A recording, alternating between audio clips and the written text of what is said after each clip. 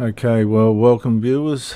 Dr. J.W. Ayub, formerly Dr. J.W. Morrison, which was my step name. I've got the next episode, episode 8 in the Jehovah Witnesses series. An interesting one indeed. 1975. Expectation engine. Then damage control. And the cult, the Jehovah Witness Watchtower cult, can say we only suggested a possibility. But if it keeps feeding the same date into the machine, people will live as if the date means something. And it's such a deceptive cult. From 1966 onward, Watchtower literature tied 1975 to the end of 6,000 years of human history. And that linkage generated strong expectation about major end-time developments. After 1975 passed, Watchtower later admitted that considerable expectation was aroused, and that some published statements implied probability more than mere possibility. And this is how they twist words to get off the hook. Teaching point number 1, viewers. The expectation was not random. It was built by the Watchtower. The 1975 expectation did not appear out of nowhere. It was cultivated through repetition, timing, tone, implication, and official literature from the Watchtower. Once chronology, hope, urgency, and divine intervention were connected often enough, the Jehovah Witnesses stopped hearing caution and started hearing countdown. Jehovah Witnesses historical material says the 1966 release of Life Everlasting in Freedom of the Sons of God pointed to 1975. Another Watchtower library source says the book identified 1975 as the end of the 6th 1,000-year day of man's existence. A 1968 article spoke of the approaching end of 6,000 years of human history as something that filled Christians with anticipation. And the issue was not merely one sentence, viewers, one speaker, or one isolated overstatement. The issue was repeated creation of an atmosphere leading to 1975. Teaching point number 2. When the date passed, the fallout was real, not imaginary. When a religious system builds urgency, people do not simply listen, they reorganize. They sacrifice time, plans, career direction, emotional stability, family choices, and future preparation. You've got to understand, hundreds of thousands of people sold their houses and assets. And when the expectation collapses, the damage is not theoretical. It lands on ordinary members with shock and trauma.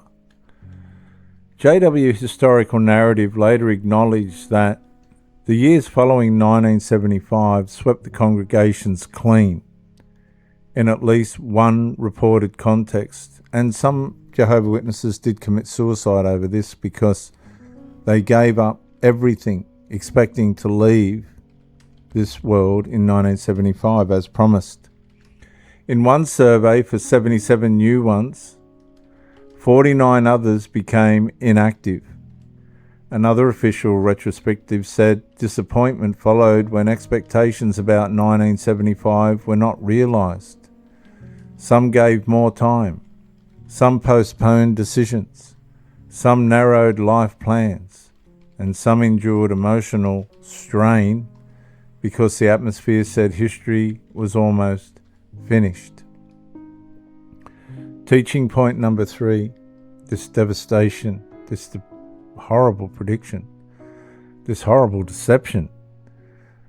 the later Reframe shifted part of the burden onto the listeners. Isn't that interesting? They always blame the followers. After the date failed to produce what many expected, the institutional response became damage control. Enough admission was made to sound honest, but not enough to fully own the machinery that created the problem of 1975. The wording matters. Expectation was aroused. That phrase dodges the obvious question, aroused by whom? Well, we know the answer. The 1980 Watchtower said, considerable expectation was aroused regarding the year 1975. It admitted some statements implied fulfillment was more of a probability than a mere possibility, which was twisting the narrative. At the same time, it also said there had been cautionary statements. And that creates a protective institutional balance, a deceptive one at that. Admit pressure existed, but soften responsibility. And the system can then imply that members misunderstood, they overreacted, or they ran ahead. They can turn the blame on the followers. But expectations did not ignite themselves like some holy electrical fault in the wallpaper. It was the Watchtower. Take an example, viewers. A family hears repeated discussion about 1975, the end of 6,000 years, and the nearness of God's intervention. They do not know a formal command to recognize their lives or to reorganize their lives. The atmosphere does the work. Now, they delay long-term plans. They intensify religious activities. They shape their decisions around urgency within the Watchtower. Then 1975 passes. The negative outcome is not only doctrinal embarrassment for the Watchtower and the people involved, the Jehovah Witness followers. It is emotional collapse. It is spiritual confusion. And for some, withdrawal or inactivity after realizing their sacrifices were built around an expectation that leadership later described more carefully than it had sounded at the time.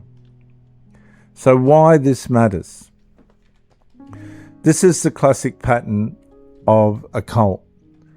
Build urgency, absorb sacrifice, profit from it, face disappointment, reframe responsibility, and then retain authority. And this is what it's done since its inception.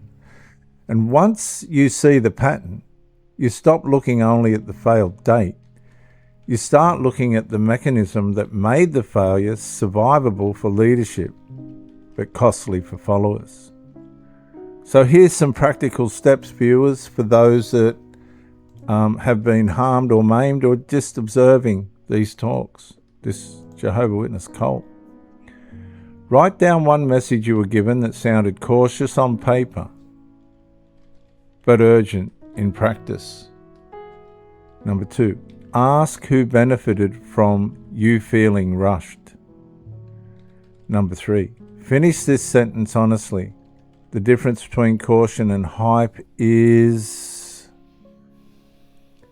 And number 4, ask whether the people creating the expectation paid the same price you paid when it failed. And I can assure you the Watchtower Society and its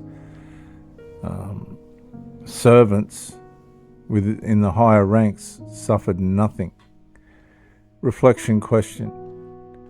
When leaders admit expectation was aroused, who aroused it? And we can answer that, the Watchtower. Here's a 7-day challenge, viewers, as we come to a close. Each day, identify one urgent message you have absorbed from religion, media, work, or culture. Ask, is it grounded? Is it manipulative? Or has it simply been repeated often enough to feel true? Here's a proverb and a principle. Let your yes mean yes, and your no mean no. If your language repeatedly inflames certainty and later retreats into ambiguity, people are right to question your integrity, and unfortunately, time and time again, the Watchtower has failed. In closing, viewers, when a system, in this case the Jehovah Witness cult, the Watchtower Bible and Tract Society, can manufacture urgency and then call the fallout a misunderstanding, it is not merely mistaken, viewers, it is protecting the deceit of itself. Now, if you have been affected by this cult, leave a comment and I'll try and get back to you as quickly as I can. Like, share and subscribe. I'm Dr. J.W. Ayub, Count Straight. I hope to bring you more of these videos, also known as Pro Theologist, on Facebook and YouTube. Like, comment, subscribe, share, and bye for now.